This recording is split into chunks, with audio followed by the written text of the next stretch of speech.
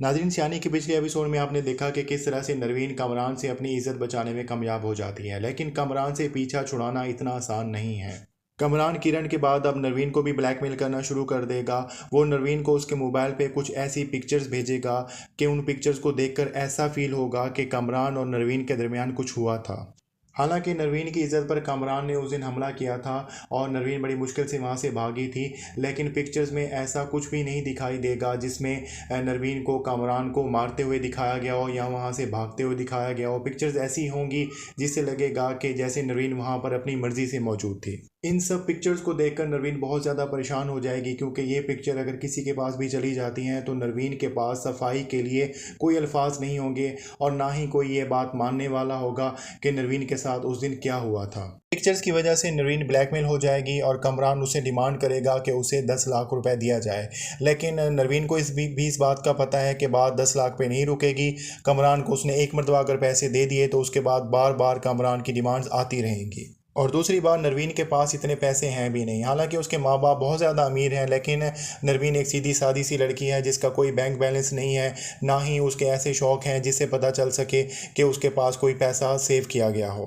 लेकिन नाजरीन, हम आपको ये बताते चलें कि नरवीन इस मुश्किल से निकलने में कामयाब हो जाएगी जब नरवीन की माँ और उसकी बहन फ़ायज़ा उससे इस बैठ कर बात करेंगे, उससे पूछेंगे कि क्या मामला है। नरवीन ने उस दिन तो ये बात कह दी थी कि उसका एक्सीडेंट हुआ है, लेकिन उसकी माँ या उसकी बहन ने इस बात को यकीन नहीं किया था। लेकिन उस वक्त उन्होंने ये बात फोर्स नहीं की थी क्योंकि नरवीन की हालत ऐसी नहीं थी। लेकिन बाद में वो नरवीन से ये बात उगलवाने में कामयाब हो जाएंगे कि आखिर माजरा क्या था। और अगर एक मरतबा पता चल जाता है नरवीन के घर वालों को कि इन सारे मामलात के पीछे कमरान का हाथ है, तो ना सिर्फ कमरान जेल की हवा खाने वाला है, बल्कि उसके साथ साथ किरण ने भी जेल में ही जाना है, क्योंकि कमरान के मोबाइल से ना सिर्फ नरवीन की पिक्चर्स पुलिस वालों को मिल जाएंगी, बल्कि वो पिक्चर्स भी मिल जाएंगी जिसकी बिना पर किरण को कमरान ब्लैकमेल करता रहा है। और इस बात का भी पता चल जाएगा कि कमरान और किरण किस तरह से राब्ते में थे।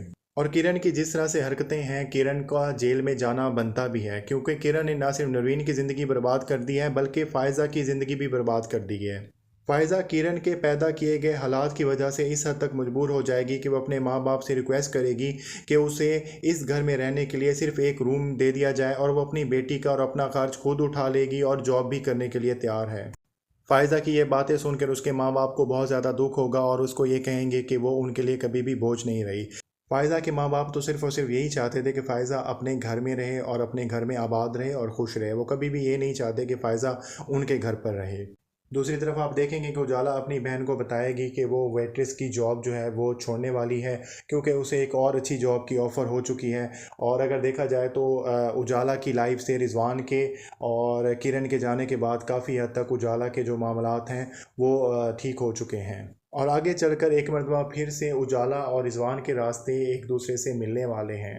तो नाजरीन, ये थी आज की वीडियो। अगर आपको वीडियो अच्छी लगी तो हमारी वीडियो को ज़रूर लाइक कीजिएगा। अल्लाह हाफ़िज़।